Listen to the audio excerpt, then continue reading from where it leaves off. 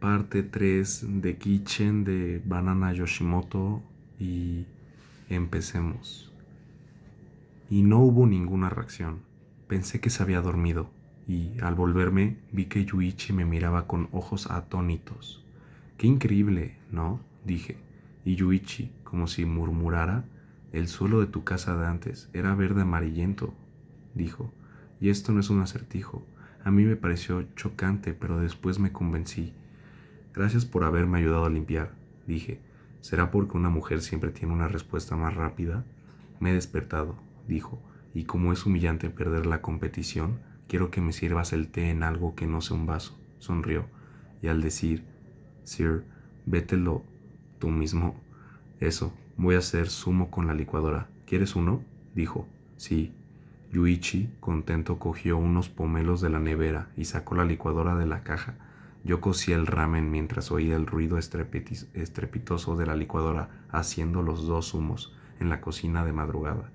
Podría pensar que era algo extraordinario, pero también podría pensarse que era algo sin importancia y que era un milagro, y también que era algo natural. Sea como sea, guardo en mi corazón una emoción suave que desaparece cuando se expresa con palabras. El futuro es largo. En las noches y mañanas que irán sucediéndose alguna vez, quizás este momento se convierta en un sueño.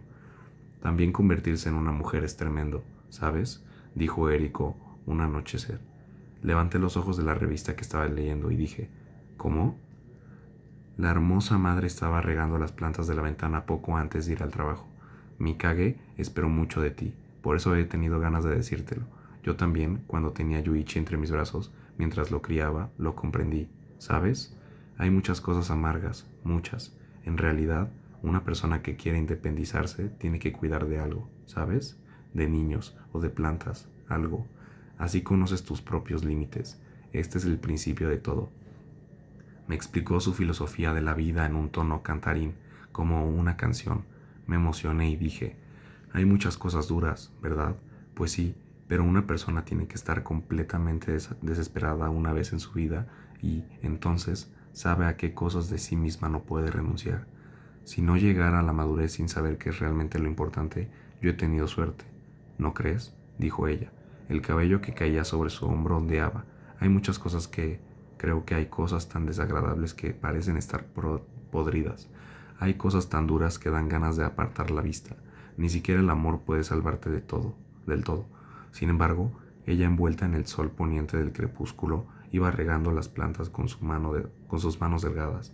El anillo del arco iris pareció brillar con una luz cálida en el chorro de agua transparente. Me parece que te comprendo, dijo. Dije, Mikage, me gusta mucho tu corazón puro. La abuela que te educó debía de ser una persona magnífica, dijo su madre. Era una persona de la que podías sentirte orgullosa. Sonreí. Qué bien, dijo, y se rió dándome la espalda. Yo dirijo los ojos de nuevo a la revista y pienso, no puedo quedarme siempre aquí. Es tan doloroso que me hace dudar, pero es evidente. Alguna vez, en otro lugar, pensaré en este sitio con añoranza, o volveré a estar en esta cocina alguna otra vez, pero ahora estoy en este lugar con el chico de ojos dulces y con esta madre activa. Esto es todo. Cuando crezca más y más, me pasarán cosas diferentes. Muchas veces me hundiré hasta el fondo, muchas veces sufriré, muchas reapareceré. No habrá derrota, no dejaré de luchar. Una cocina de sueño.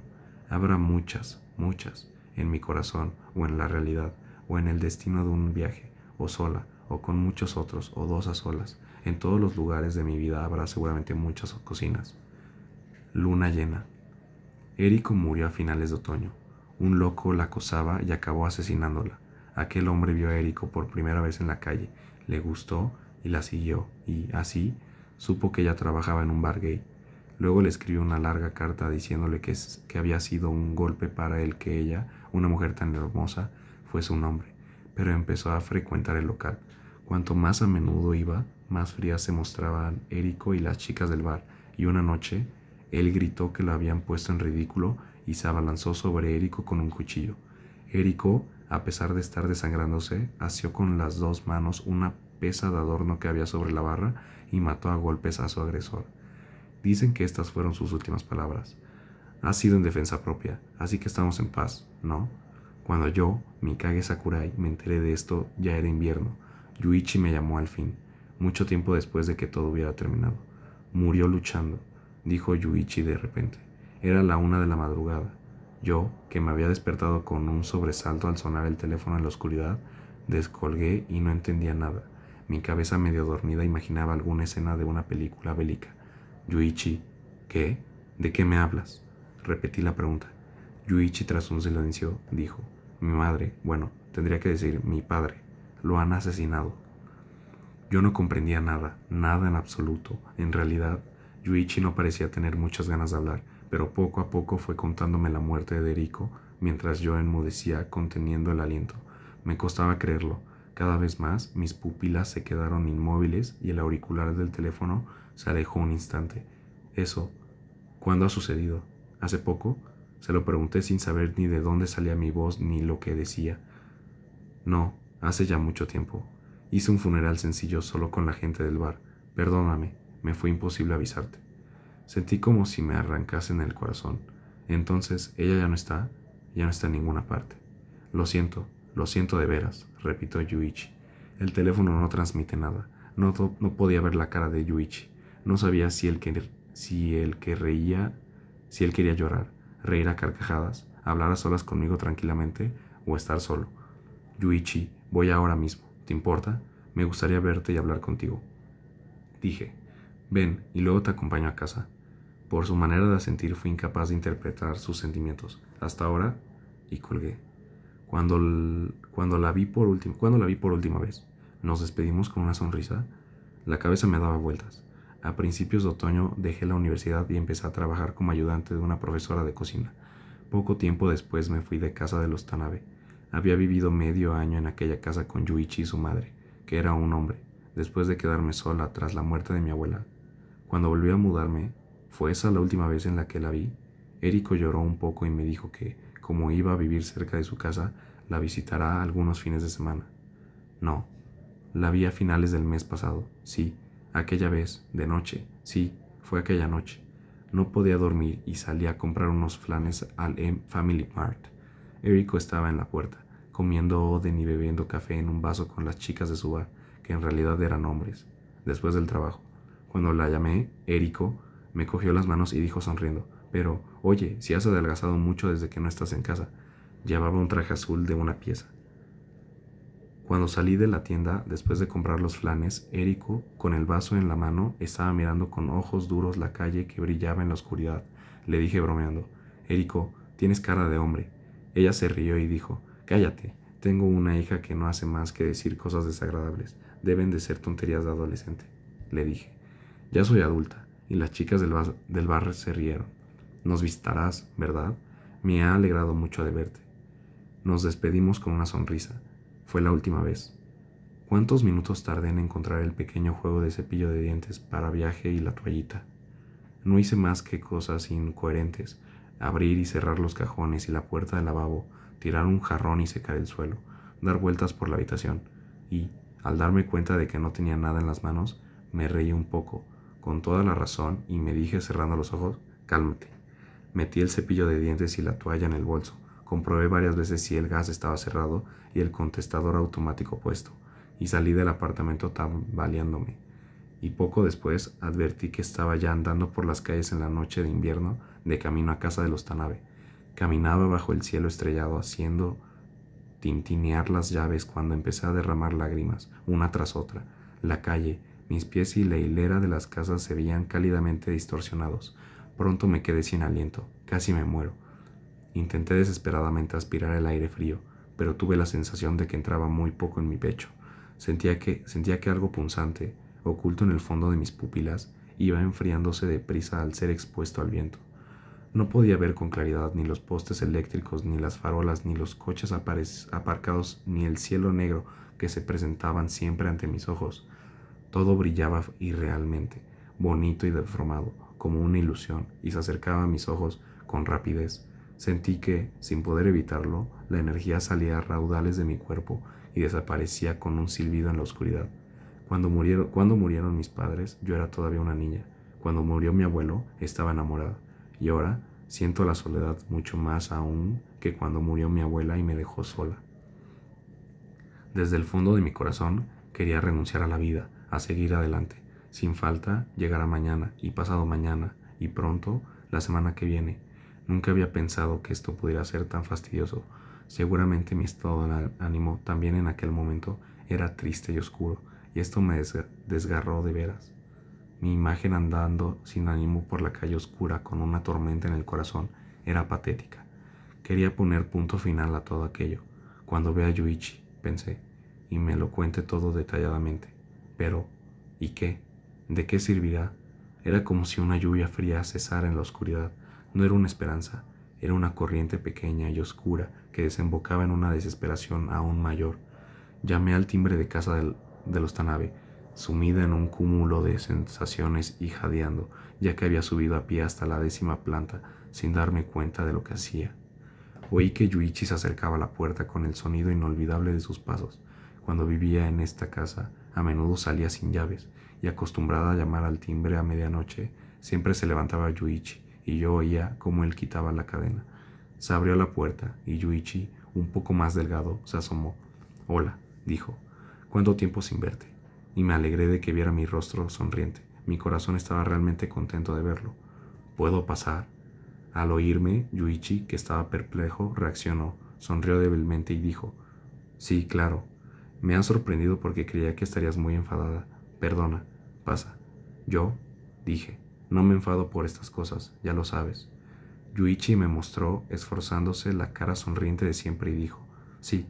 Yo le devolví la sonrisa y me quité los zapatos. Al principio, la habitación donde había vivido hasta poco antes se me hizo extraña, pero pronto me acostumbré a su olor y me llenó de gratos recuerdos. Mientras pensaba todo esto, hundida en el sofá, Yuichi trajo café. «Me da la sensación de no haber entrado en esta casa desde hace mucho tiempo», dije. «Y es verdad, estabas muy ocupada. ¿Cómo va el trabajo? ¿Es interesante?», dijo Yuichi sereno. «Sí, de momento todo me lo parece. Incluso disfruto peleando patatas. Estoy en esta fase», contesté sonriendo. Entonces Yuichi dejó la taza y abordó el tema. «Esta noche, por primera vez, he pensado con claridad. Me he dicho, no puedo seguir sin avisar a Mikage. Tengo que hacerlo ahora mismo, y te he llamado». Yo lo escuchaba inclinada hacia él y lo miré fijamente. Yuichi empezó a hablar. «Hasta el entierro estuve muy aturdido. Tenía la mente en blanco y a mi alrededor todo estaba oscuro. Ella era la única persona que había vivido conmigo desde que tengo uso de razón, y me quedé más confuso de lo que jamás pude imaginar. Tenía que hacer muchas cosas y pasaron los días, uno tras otro, sin saber cómo. Como ves, no fue una muerte natural, lo que es muy propio de ella, sino un asesinato, un caso criminal. Tuve que ver a la mujer y a los hijos del asesino. Las chicas del bar estaban histéricas y, si no llego a comportarme como el hijo mayor, la situación no se hubiera solucionado. Siempre te tenía en mi mente, de verdad, siempre pensaba en ti, pero me sentí incapaz de llamarte. Tenía miedo de que, en cuanto te lo dijera, todo se hiciese real. Tenía miedo de haberme quedado completamente solo al morir de aquella forma a mi padre. Tenía miedo de haberme quedado completamente solo al morir de aquella forma a mi padre, que era mi madre. De todas formas, ahora me doy cuenta de que es imperdonable no haberte avisado antes, siendo como era también para ti una persona tan querida, ¿verdad? Seguramente perdí la razón», dijo Yuichi mirando el vaso que tenía en la mano. «Parece como si a nuestro alrededor estas fueron las palabras que salieron de mis labios. Siempre estuviera lleno de muerte. Mis padres, mi abuelo, mi abuela, la madre que te dio a luz y además Érico. Es horrible. No creo que haya en todo el universo nadie como nosotros dos. Si fuese casualidad que nos lleváramos bien, sería una casualidad extraordinaria. La muerte, la muerte». «Sí», sonrió Yuichi. «Seguramente podríamos hacer un buen negocio viviendo junto a alguien de quien se desea la muerte. Seríamos unos asesinos pasivos». Mostraba un rostro sonriente, triste y luminoso al tiempo, como si esparciera luz. La noche se hacía más y más profunda. Me di la vuelta y contemplé el parpadeo del hermoso paisaje nocturno al otro lado de la ventana. Las calles que se veían desde lo alto estaban bordeadas por pequeñas luces e hileras de coches que corrían por la noche como ríos de luz. «Me he quedado solo, al fin», dijo Yuichi. Para mí es la segunda vez, y no es que me sienta orgullosa de ello, lo dije riendo, y de repente, de los ojos de Yuichi cayeron lágrimas.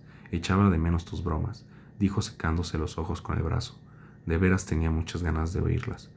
Alargué los brazos, le abracé fuerte la cabeza y dije, gracias por llamarme.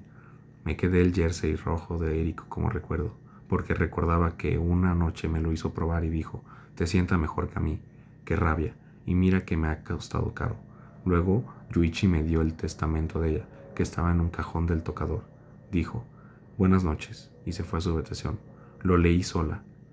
Querido Yuichi, es una sensación rarísima estar escribiendo esta carta a mi propio hijo, pero últimamente siento que mi vida peligra. Por eso, pensando en lo peor, te escribo. Bueno, no es una broma. Tal vez algún día leamos juntos la carta y nos riamos. Pero imagínate, si yo muriera, te quedarías solo, igual que Mikage, ¿no? Ya no podrías burlarte de ella. No tenemos parientes. Cuando me casé con tu madre, ellos rompieron el vínculo familiar, y al convertirme en mujer, según me dijeron, me maldecían. Así que ni en sueños pienses en ponerte en contacto con tus abuelos, ¿comprendes? Escucha, Yuichi. Hay diferentes tipos de personas en este mundo, ¿verdad? A algunos me resulta difícil comprenderlos. Hay personas que viven en la sordidez más absoluta. Otras intentan llamar la atención de los demás haciendo a sabiendas lo que les repugna, hasta que se encuentran acorraladas. Yo no entiendo esta manera de proceder. Aunque sufran, no hay motivo para compadecerlas. Yo me arriesgo y vivo con alegría. Soy hermosa, yo brillo. Ya me he hecho a la idea de que por atraer a los demás, aunque sientas por ellos poco interés, hay que pagar un tributo. Por eso, en el caso de que sea asesinada, piensa que ha sido un accidente. No imagines cosas extrañas. Confía en mí, que vivía contigo. He intentado escribir esta carta en tono masculino. Me he esforzado, pero me resulta extraño. Me da vergüenza y no puedo seguir. Hace mucho tiempo que me convertí en una mujer, pero estaba convencida de que en algún lugar dentro de mí existía un yo masculino, mi verdadero yo, y de que estaba desempeñando simplemente el papel de mujer. Pero soy mujer en cuerpo y alma. Soy realmente tu madre, ¿verdad? Me estoy riendo. Yo amo la vida. Era un hombre y me casé con tu madre. Después de su muerte he vivido como una mujer. Te he criado y educado. Hemos vivido juntos y nos lo hemos pasado muy bien. Ah, y hemos adoptado a Mikage. Ha sido divertidísimo, ¿verdad? No sé por qué, pero me gustaría muchísimo verla. Ella también es mi hija querida. Me siento muy sentimental. Dale recuerdos a Mikage y dile que no se te decolore los pelos de las piernas delante de los chicos. No es decoroso, ¿no te parece? Te dejo todo lo que tengo. Ponte en contacto con mi abogado. Tú solo no te aclararías con los papeles. De todos modos, todo es tuyo excepto el bar. Qué bien, ser hijo único. Érico. Terminé de leerla y la doblé tal como estaba antes. Olía ligeramente al perfume de Érico y sentí una punzada en el corazón. También este aroma desaparecerá algún día y ya no leerá por más que se abra la carta. Creo que estas cosas son las más dolorosas. Me acosté en el sofá, mi cama cuando vivía en esta casa, y me evocó unos recuerdos tan gratos que me llenaron el pecho. La noche visitó igual que antes. La misma habitación y la silueta de las plantas de la ventana miraba las calles en la noche, pero por mucho que la esperemos, ella no volverá. Cuando se acercaba el amanecer, se oían su tarareo y sus tacones que se aproximaban y abría la puerta con la llave. Al volver del bar, siempre estaba un poco ebria. Yo entreabría los párpados, oía los ruidos de la ducha, de las zapatillas, del calentador de agua. Me tranquilizaba, volvía a dormirme. Siempre era así, es inolvidable, la ha hecho tanto, tanto de menos. Yuichi, que duerme en la habitación de enfrente, ¿habrá oído mi sollozo? ¿Estará inmerso en un sueño doloroso y pesado? Esta pequeña historia empieza aquella noche triste. Al día siguiente nos despertamos los dos por la tarde, a una hora bastante avanzada. Yo tenía el día libre. Leía el periódico con desgana, comiendo pan. Cuando Yuichi salió de su habitación, se lavó la cara y se sentó a mi lado. A ver, quizá me paso un rato por la universidad, dijo bebiéndose un vaso de leche. Vaya con los estudiantes, hacéis lo que queréis, dije. Le di la mitad del pan. Yuichi lo cogió, dijo, gracias, y se lo comió. Estábamos así, inclinados delante de la tele, y entonces tuve una sensación extraña, la de ser una verdadera huérfana. Me cagué. ¿Vuelves esta noche a tu casa?, me dijo Yuichi levantándose. A ver, pensé. Miré después de la cena. Caramba, una cena hecha por una profesional, dijo Yuichi. Me pareció una idea muy alegre y me lo tomé muy en serio. De acuerdo, lo haremos a lo grande. Ya verás, cocinaré hasta morir. Planeé con entusiasmo un gran banquete. Apunté en un papel todos los ingredientes y le ordené que fuera a comprarlos. Coge el coche y cómpralo todo. Son las cosas que más te gustan, así que vuelve pronto. Contento y con la idea de comértelo todo hasta reventar. Va, hablas como una esposa. Y se marchó protestando. En cuanto se cerró la puerta y me quedé sola, me di cuenta de que estaba muy cansada. La habitación estaba tan silenciosa que no sentía el tiempo que marcaban los segundos. Reinaba una atmósfera inmóvil que me hacía sentir culpable de que solo yo viviera y me moviese. Una habitación siempre es así después de que alguien haya muerto. Hundida en el sofá, miraba distraídamente cómo el gris de principios de invierno cubría las calles al otro lado del ventanal. Pensé que no podía soportar el aire frío y pesado del invierno que se filtraba, como una niebla por parques y calles, por todos los lugares de aquel pequeño barrio. Me sentía aplastada, no podía respirar. Los grandes hombres, solo con existir, emiten una luz que ilumina a quienes están a su alrededor, y cuando esta luz apaga, proyecta una sombra pesada, irremediable. Quizá fuera una grandeza pequeña, pero Érico estuvo aquí y luego desapareció. Al tenderme en el sofá, recordé languidamente que el techo blanco me había salvado. Justo después de morir mi abuela, lo contemplaba a menudo por las tardes, cuando no estaba ni Yuichi ni Eriko. Sí, mi abuela murió, perdí a la única persona de mi sangre y pensé que no tenía sentido. Estaba convencida de que no podía haber cosa más absurda que esa, pero sucedió algo aún peor. Eriko fue para mí un ser gigantesco. Aunque sea cierto que la buena y la mala suerte existen, depender de ellas es una actitud muy cómoda. Sin embargo, aunque pensara así, mi dolor no disminuiría. Desde que me di cuenta de esto, me convertí en una adulta repugnante, capaz de compaginar las cosas más absurdas con las de todos los días, pero me hizo la vida más fácil. Justamente por eso me pesaba tanto el corazón. Empezaron a extenderse unas nubes sombrías que se teñían ligeramente de naranja. Pronto, poco a poco iría cayendo fría la noche y penetraría en el hueco de mi corazón. Me entró sueño, pero dije, si me duermo ahora, tendré una pesadilla. Y me levanté. Luego entré en la cocina de los Tanabe por primera vez después de mucho tiempo. Por un instante apareció la cara sonriente de Eriko y me dolió el corazón, pero tenía ganas de moverme. Parecía que últimamente no habían usado aquella cocina. Estaba ligeramente sucia y opaca. Empecé a limpiarla. Froté la cocina de gas y el fregadero con el estropajo. Lavé la fuente del horno y afilé los cuchillos. Lavé todos los paños de cocina hasta que quedaron muy blancos y sentí que, realmente, mi corazón recobraba el ánimo. ¿Por qué amo tanto las cosas de la cocina? Es extraño. Las quiero como un anhelo lejano grabado en la memoria de la mente. Cuando estoy aquí, todo regresa al punto de partida y hay algo que vuelve a mí. Aquel verano había estudiado cocina, concentrando todos mis esfuerzos y sin profesor. Es difícil olvidar aquella sensación, como si vibraran todas las células de mi cabeza. Compré 3 libros: Introducción, Teoría y Práctica, y Cocina, todos los platos que había. Leí el libro de teoría en el autobús, en mi cama del sofá, y memoricé las calorías, las temperaturas, los ingredientes. Aproveché todo el tiempo libre para cocinar allí.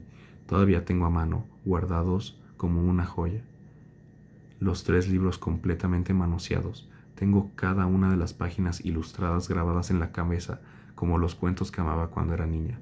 Yuichi y Eriko me decían a menudo, Mikage, estás loca. Sí, lo estás.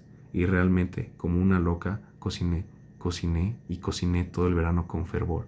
Invertí todo el dinero que ganaba con mi trabajo de estudiante y cuando fracasaba lo repetía todo, en un arrebato de ira nerviosa o por el contrario, con amor hasta que saliera bien. Recuerdo que, gracias a esas prácticas, comimos a menudo los 3 juntos. Fue un verano estupendo.